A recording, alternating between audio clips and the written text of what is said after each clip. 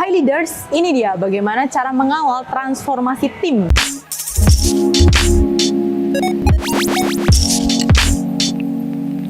Awal Januari kemarin, Margaret juga diundang untuk mengisi podcast di Sinergia Consultant nih. Podcastnya namanya Curhat HRD. Nah, di sana juga kita seru banget deh pokoknya diskusinya gitu ya. Diskusi mengenai bagaimana kita itu mengawal transformasi tim. Salah satunya, kalau di Sinergia, kita itu punya yang namanya Learning Wallet, teman-teman. Jadi, yang namanya Learning Wallet ini, teman-teman tim bisa pakai untuk mereka belajar sesuatu, ikut training sesuatu. Ketika mereka memutuskan ingin mengikuti suatu training, mereka akan minta approval dulu nih lewat leadernya, lalu kemudian juga ke teman-teman HR-nya. Sana Margaret itu terbiasa banget ketika teman-teman tim itu ngajuin satu pelatihan atau mau ikut training tertentu, selalu ada 3 hal yang Margaret selalu cross-check gitu ya.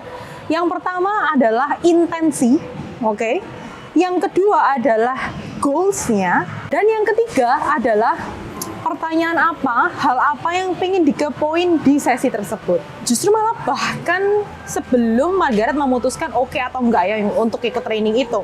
Kenapa sih kok intensi? Karena Margaret juga kepingin ya, teman-teman ikut training ini nggak sekedar habisin jatah Learning Wallet.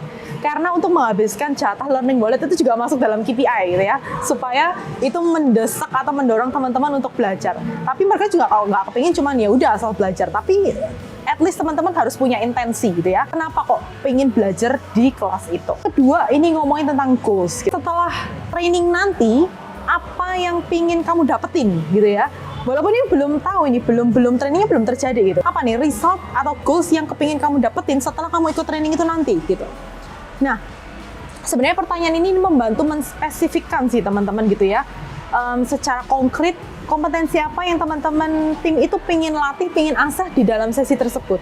Nah, sehingga kita sebagai leaders, nah ini enaknya juga, kalau teman-teman di company sudah punya yang namanya kamus kompetensi, itu akan memudahkan banget. Kita bisa langsung segera cepet cek gitu ya, apakah kompetensi-kompetensi yang teman-teman tim ini pengen asah di dalam training itu masih ada nyenggol-nyenggol dikit gitu ya, atau apakah itu mengakomodir justru core kompetensi, generic kompetensi, lalu juga spesifik kompetensinya teman-teman sesuai dengan level jabatan dan level posisinya masing-masing.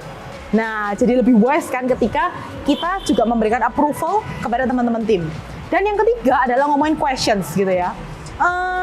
Kenapa sih harus nyiapin pertanyaan dulu sebelum ikut training gitu ya? Kalau buat Margaret sebenarnya apa ya? Menyiapkan state-nya teman-teman tim. Sehingga pada saat hadir di kelas, hadir di ruang workshop, teman-teman itu nggak cuman jadi kayak ya jadi gelas kosong atau wadah kosong itu bagus gitu ya, supaya itu nyerap banyak banget selama sesi.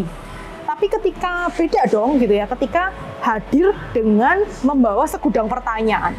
So, itu sebenarnya menciptakan apa? Menciptakan state di mana belajar dengan penuh curiosity.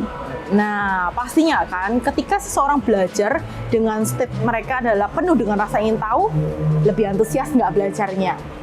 See? So, itu 3 hal yang biasanya Margaret pakai gitu ya, terutama ketika teman-teman tim mengajukan kepingin ikut training sesuatu semacam itu. Nah, dan banyak banget sebenarnya kita berdiskusi di sana, contoh-contoh lain bagaimana sih cara kami mengawal transformasi tim-tim kami. Dan yang terakhir di dalam diskusi itu Margaret juga sempat sharing juga gitu ya. Oke, kalau ngomongin mengawal transformasi tim, sebenarnya ada satu hal sih yang paling esensial sebenarnya. Dan itu sebenarnya pertanyaan untuk ke dalam diri leader itu masing-masing. Kalau dirimu mengawal transformasi tim, pertanyaannya, apakah kamu juga mengawal transformasi dirimu?